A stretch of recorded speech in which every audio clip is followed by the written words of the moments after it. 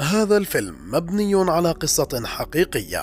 تبدأ قصة الفيلم في عام 1988 في سجن في سانتياغو، وهو واحد من أخطر السجون، وقد احتوى على 500 شخص من أخطر السجناء في التاريخ، ومن بينهم 120 سجينا محكوم عليهم بالإعدام لأنهم كانوا معارضين لرئيس الدولة. حاول هؤلاء السجناء إقامة احتجاجات داخل السجن لفصلهم عن بقية السجناء. في أحد الأيام، عندما يرى ضابط رفيع المستوى احتجاجات هؤلاء السجناء، يوافق على نقلهم إلى سجن آخر بعيد عن السجناء المجرمين. كل تلك الاحتجاجات قد تم التخطيط لها من قبل سجين يدعى ليون، والذي كان لديه خطة للهروب مع أصدقائه. عند وصولهم إلى السجن الجديد، يقول أحد أصدقاء ليون أن عليهم معرفة جميع مداخل ومخارج السجن لمساعدتهم في الهرب، ولكن ليون يخبره بأنه اختار هذه الزنزانة للهرب. في الخارج أثناء الفسحة، يقول صديقه أنه عليهم طلب المساعدة من السجناء الآخرين لتنفيذ عملية الهروب بأسرع وقت ممكن، لأنه قد حكم عليهم بالإعدام. لكن صديقه الآخر يؤكد أن رجال السلطة مشغولين ولن يتم تنفيذ الحكم الآن، لكن ليون يحذرهم بأن عليهم عدم الثقة بأحد، لأن هناك احتمال لوجود جاسوس للحكومة. يقول راف أنه لا يريد الهروب لأن لا أحد ينتظره بالخارج، وبسماع ذلك يهاجمه ليون ويبدأان بالشجار. يراهم الحارس، لكن صديقهم يقوم بفصلهم.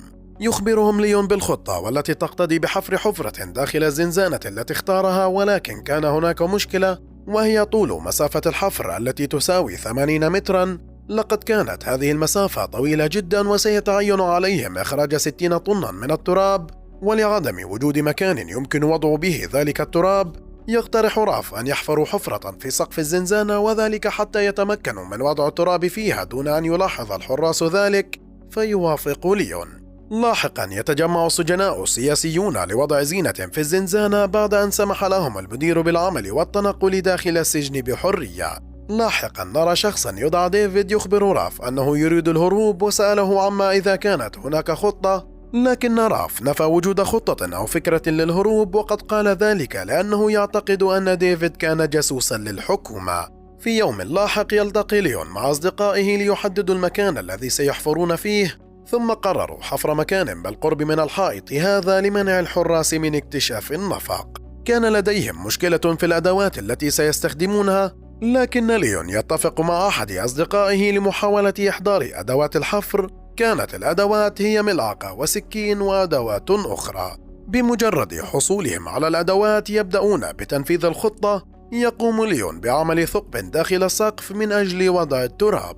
في ذلك الوقت نرى المحامية وقد وصلت إلى السجن لمقابلة سجين يدعى أوسكار، والذي كان متهما بقضية اغتيال الرئيس. يخبرها الضابط بأنه قد حكم عليه بالإعدام، وأن الحكم سينفذ بعد 2 ولن يغير لقاءها به شيئا. لكن المحامية لم تكترث لكلماته، وذهبت لمقابلة أوسكار وطلبت منه توقيع أوراق تسمح لها بالطعن بقرار المحكمة. في ذات الوقت يقوم ليون بفتح حفرة في السقف، ويتفاجأ برؤية أن السقف به مساحة كبيرة تسمح لهم بوضع 60 طنا من التربة.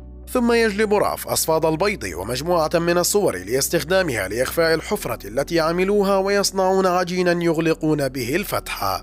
نرى أن هناك أمر تفتيش في جميع الزنزانات، وعندما قاموا بتفتيش زنزانة ليون رأوا فيها الصور وبدأوا بأخذها، لكن لحسن الحظ فإن الصورة التي كانت تغطي الحفرة لم يأخذوها. لاحقا يلتقي راف بزوجته وتخبره أنها ستأخذ أطفالهم للعيش مع والدتها، وذلك لأنها بدأت بالعمل لتكسب المال لها ولأطفالها. لكن راف انزعج من هذا الأمر وأخبرها عن خطتهم للهروب، وأنه سيخرج في أقرب وقت. في ذات القوت نرى ليون يحفر الخط الذي من خلاله سيصنع النفق للخروج. فجأة جاء إليهم أحد الحراس، لكنهم تمكنوا من إخفاء الحفرة بوضع بعض الأشياء أمامها. عندما ذهب الحارس صنع ليون قطعة كبيرة من أصفاد البيض حتى يغطي بها الحفرة. لقد كان ماهرا بذلك لأنه كان مهندسا معماريا.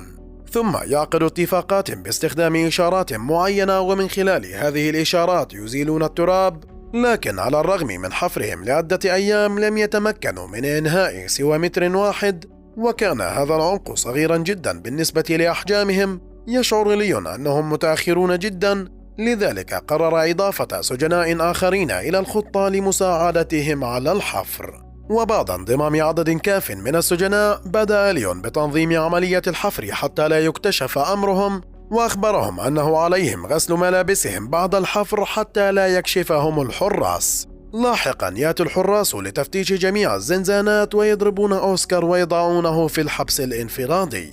في مشهد آخر نرى صديق ليون يحمل حقيبة تحتوي على التراب من أجل رميها في الخارج، لكن فجأة يأتي الحارس ويطلب منهم تفتيشها، لكن ولحسن الحظ وضع بعض الملابس فوق التراب. في ذلك الوقت يأتي أحد الحراس إلى أوسكار ويخبره أنه قتل والده، وذلك لأن والده كان معارضا للحكومة. عندما سمع أوسكار ما قاله الحارس يضربه ويهدده بأنه سيقتله في أقرب وقت ممكن. بينما كانوا يحفرون النفق تظهر أخبار على التلفاز تقول أن البلاد ستختار رئيس وزراء جديد من خلال التصويت. عندما سمع ليون وأصدقائه ذلك شعروا بالسعادة، وذلك لأن نظام الحكومة سيتغير مما يمنحهم وقتا إضافيا حتى تنفيذ حكم الإعدام، وذلك لأن الدولة ستنشغل بالانتخابات. في اليوم التالي قام ليون بإضافة 10 سجناء معهم للحفر، فطلب منهم إخراج التراب ورميه على السقف، بينما كانت مهمة راف هي مراقبة الحراس. يذهب للعب كرة القدم مع السجناء، لكن أوسكار يأتي إليه ويخبره بأنه يعرف خطتهم. يسأله من أخبره فيقول أنه شاهدهم بينما كانوا يصطحمون والتراب يملأ أظافرهم وثيابهم، لذلك قرر راف إضافته إلى المجموعة. لاحقا تأتي زوجة راف ويخبرها بأنهم يحتاجون إلى 4 أشهر لإنهاء الحفر، وعندما يخرجون من النفق سيكونون أمام الجدار الخارجي، فطلب مساعدتها بأن تنتظرهم في ذلك الوقت بسيارة أمام باب السجن. في نفس الوقت بدأ تفتيش مفاجئ للسجن، فركض ليون لإخبار أصدقائه، لكن النفق كان طويلا واحتاجوا وقتا طويلا للخروج، لذلك قرر رجال ليون الدخول بقتال حتى يؤخروا الحراس. وبالفعل حدث شجار وأخر الحراس عن التفتيش حتى يخرج جميع أصدقاء ليون من النفق. في المشهد التالي نرى مدير السجن يعاقبهم، لكنه يلاحظ أنهم ليسوا خائفين ويغنون النشيد الوطني، وفي كلماتهم يقولون أنهم سيدافعون عن وطنهم مهما حدث.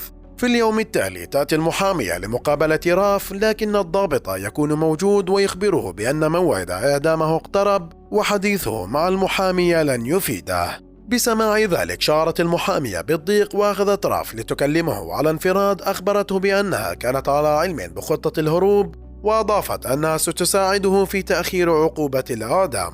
سألها عن كيفية معرفتها بالخطة، فقالت إن زوجته هي من أخبرتها. في ذلك الوقت نرى زوجة راف تجلس مع أعضاء الحزب المعارض وتخبرهم أن راف وأصدقائه سيهربون من السجن، وطلبت منهم المساعدة. فبدأوا بوضع خطة تقتضي بوضع حافلة خارج السجن ليصعدوا بها عند خروجهم. بعد مرور 3 أشهر ووصولهم إلى مسافة 10 أمتار من الجدار الخارجي، فجأة ينقطع الأكسجين في هذا المكان. يفقد الرجل وعيه، لكن ولحسن الحظ تمكن راف من مساعدته وسحبه للخارج. وعندما اكتشف ليون ذلك وضع خطة لمعالجة المشكلة الطارئة، وكانت تقتضي بوضع مراوح وأنابيب لنقل الهواء داخل النفق، وقد استخدموا أدوات بسيطة لنقل الأكسجين، وبالفعل تم حل المشكلة واستمروا في الحفر. في المشهد التالي نرى أحد الضباط يلتقي بديفيد، الشخص الذي يشتبه به على أنه جاسوس. أعطاه الضابط سيجارة وطلب منه معرفة ما كان ليون وأصدقائه يخططون له. في ذلك الوقت تمكن أحد السجناء من الوصول إلى الخارج، فأرسل مادة ذات لون أحمر إلى الخارج حتى يعرف أصدقائهم نقطة الخروج لينتظرونهم فيها. يذهب راف إلى ديفيد ويلاحظ وجود نفس علبة السجائر التي كانت مع الضابط يحملها ديفيد، فعلم أنه جاسوس. لاحقا بينما كان السجناء في النفق وقع زلزال قوي، ولحسن الحظ تمكنوا من الخروج. كان الحراس يقومون بجمع كل السجناء من أجل نقلهم إلى مكان أكثر أمانا، ولكن فجأة يتوقف الزلزال. يخبر ليون أصدقائه أنه في حال حدوث زلزال آخر فسينهار النفق وعليهم الهروب بأسرع ما يمكن، وأكد لهم بأن بقية أصدقائه سيكونون في الخارج بانتظارهم. في 29 من يناير عام 1990 سيكون يوم هروبهم، كان يقترب من النهاية بعد عامين من الحفر. في هذا اليوم كان هنالك فيلما معروضا على التلفاز وكان الجميع ينتظره، ونرى كل الحراس والسجناء يشاهدونه. وفي ذلك الوقت قرر أصدقاء ليون الهرب، واستغلال انشغال الجميع يذهب جميع السجناء الذين شاركوا في عملية الفحر للاستعداد للهرب. كان أوسكار يحمل ورقة للتحقق من أسماء جميع المشاركين. بينما يهرب الجميع، لسوء الحظ لاحظ ديفيد أن ليون وأصدقائه غير موجودين، لذلك علم أنهم يريدون الهرب. لذلك قرر الذهاب إلى زنزانة ليون، وعندما وصل رأى النفق يحاول إبلاغ الحراس، لكن أوسكار تمكن من ضربه ومنعه.